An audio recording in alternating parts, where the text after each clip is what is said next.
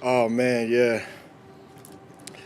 We as linebackers, we take pride in being the juice for the defense and the juice for the team, really. And we always finding ways to bring energy. And when you hear the 300 Spartans battle cry, "Aru, Aru, Aru," it just kind of it speaks everything for you. Leonidas said, what is our occupation? There's no conversation. It's all in the battle cry. And so that's just one of many things that we do to try to inspire our unit. Is it your idea? It's collaborative effort. You get out and run as a quarterback like Aaron Rodgers in practices like this. Oh man, I mean, you're talking about a guy that's a first ballot Hall of Famer. Um, One of those epic battles. It only makes you better. To have an opportunity to practice against guys like that. I know, you know, what it did for my game when I first came here for the New Orleans Saints, getting a chance to go against Drew Brees, a Hall of Fame quarterback. You have to relish these moments because you can learn so much. I'm a firm believer. It is written in the Word, iron sharpens iron. And so when you have the opportunity to go good on good, it's only going to make you better. You just find kind of what he likes, what he's looking for, why he's looking for those things. It just gives you a competitive edge. And so, we had a good chance to top it up. There's mutual respect on both sides. His unit, our unit, their unit, our unit. Just good football. It's been good practice this week. Did you feel like you guys had two good days defensively? Yeah, we have a very high standard for our unit. Um, when it's run, play action, we don't want them to catch a pass. We don't want them to gain a yard. We're in the red zone, third down. We don't want them to have a completion.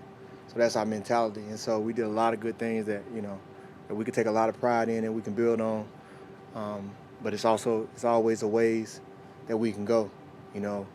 Our coach challenged us last night. He said that happy is the enemy of great defense. So no day is good enough. Even on our best days, it's not good enough. And we like that. We like that challenge. That's the type of guys we got in the locker room. And we're here to meet the call. We're here to meet the challenge. So it's been a great 2 days of work. But, in our minds, it's not good enough. It can always be better. Well, you guys had a lot of opportunities these last couple of years to just like spend a week away and be with the team all in one spot. Does that help you guys gel as a unit a little bit and just give you a chance to be around the guys? Well, firstly, I hate it. Yeah. I hate it being away from my family for a week, Yeah. talking to my babies on the phone, talking to my wife on the phone. I hate it in every kind of way. But, we all have to do the things that we have to do. It's part of it. And so you make the most of it. It's a great chance to have camaraderie with your teammates and spend time, just like you do in training camp, just like we do in every other 8-hour day that we spend in the locker room. But it's a good chance to put your best on their best and have some extra reps at it, because the only other time you get to have crossover work is in games. And so you're going against a unit that you're not seeing every day. And so you're seeing a lot of plays actively, for the first time or the first two times.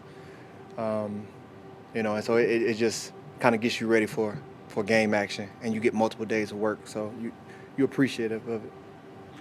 You referenced Drew Brees and you said when you came here, how good he was. He was just kind of synonymous as Drew Brees' team. Yesterday, Tyron singled you out and said we're led by a great leader, Demario Davis. The fact that this is kind of now shifted from Brees in the offense to Demario in the defense, is that more responsibility for you? Do you take pride in maybe being the face of what you are here?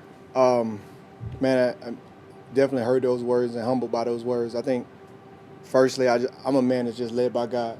And so anytime people see me, I hope they see him. I try to remove myself from the picture all the time. And so I try to lead as he's leading me. First in my own individual life, then in my family, then on this team and in the community. And that's how I lead. And I think, humble as I am by those words, I look the same as him. He's the type of guy that comes in and shifts culture, changes culture. He's created impact on our team just the day he showed up, just by his presence. But we have the opportunity to lead us on alongside a lot of other leaders on that defense. You have guys like Cam Jordan, another future Hall of Famer, Marshawn Lattimore, David Onyemata. We got guys that have been doing great things in this league for a long time, and guys just come into the locker room respecting. And so, as linebackers can learn at my position, the same. The DBs come in the room, they looking at him and Marshawn. The D-line, they looking at Cam and Big O. And the same thing across the board. We got the same on the offensive side of the ball. And so it's great. I think the best leaders, know how to serve their team the best. And that's what I try to do, is just try to serve the guys in the locker room. But also great leaders recognize the other great leaders in the locker room or any space and try to help, build them up and draw on their strengths. And that's what we have, is that type of locker room. And so I'm humbled to be a part of it every single day. Or was Tyron somebody whose career you followed? And the second part, I guess, is he comes here with a reputation, but you try to ignore the reputation, just let him kind of be himself, figure out your own, like who he is on your own? Well, I think his career is somebody the world has followed. Right. Everybody know about the Honey Badger. And I mean, he's just a guy who's been electric on the football field ever since he's touched it.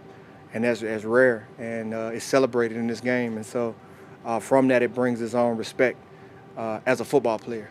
As the man, I'm getting a chance to know him in the locker room and just time spending with him, getting to know him as a brother and a fellow man. Ways that I can encourage him off the field, ways that he can encourage me. That's the great thing about the locker room. And guys that have had the opportunity to play this game, we don't take that for granted. You hear all the guys who retire from the game, what they talk about they miss the most is the fellowship and the brotherhood. I'm biased, but I think it's the greatest fraternity on earth. And that's what we get, is an opportunity to build relationships with human beings. We would have never got a chance to build relationships if we hadn't played the game of football. And so for that, I'm grateful. And so him, just like everybody else, I'm getting a chance to grow a relationship with as a human being. And I'm excited about that. These preseason games may not get any time to play, but how are you still staying involved and helping out some of the younger guys competing with their game? Well, the great thing about this game is it's a marathon, not a sprint.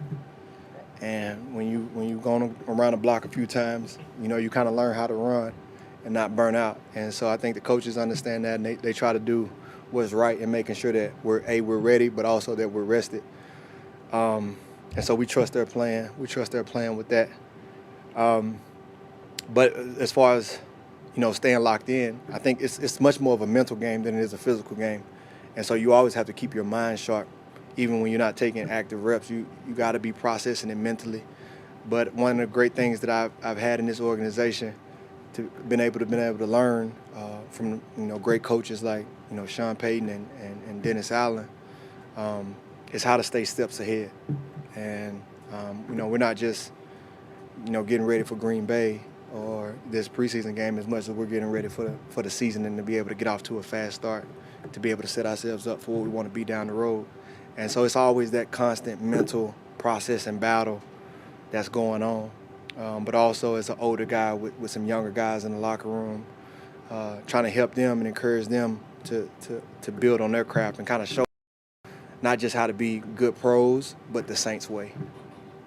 Or is it something that's maybe a little bit different with Dennis and plus with Sean, just kind of listening to load management and the training camp part of things? It seems like you and a lot of other guys are taking some lighter days. I think it's kind of the same. They both took a lot of pride in. I wouldn't call it. That's a term that's kind of thrown around loosely now, as load management. I wouldn't call it that as much as it is, being smart and making sure that we're rested but ready. And we're the most physical game on the planet, and so the body has its limitations. And so making sure that we're taking all of the information and doing that. And I think that's something that, Sean took a lot of pride in. DA, of course, takes a lot of pride in. And so we trust them. At the end of the day, we know when it's time to go, we're going to be ready. They always make sure of that. And so I think when you have that type of relationship with your coaches where you really trust them, that they know what's best, you don't have a lot of arguments or need for negotiation. You're ready to go when it's time. How important is Marcus Allen to what you all want to do this year? And just on defense in general, he seems to be kind of a freakish athlete for his size and speed and explosion. Is he a difference maker? Well, let me first say there's a lot of great talk around our defense, and it's not to diminish anybody else on our defense, our linebackers or our defensive backs. But our unit doesn't move without our D-line. Our D-line is the heartbeat of what we do. And the reason why is because we have really great players and we have really great coaching up front. And that's the difference maker. If anybody watches our tape and want to know why we're doing so good, it's our defensive line. And all of those guys, Marcus Davenport is a huge part. Anybody know, you turn on the tape, he wreaks havoc. A guy that fast, that strong, that explosive. But we can't do it without any of those guys. We need big plays from Shy. We need big plays from Malcolm. We need Cam to continue to be the dominant force in the league that he's always been. We need big time play out of Tano. We need it out of Peyton Turner. But you just think about that lineup of guys. Man, it's fun playing. It make my work easy. But we're nothing without our D-line. And so they're all important. Individually and collectively. Strength of the wolf is the pack. Strength of the pack is the wolf. Hey, thank you guys. Y'all be blessed.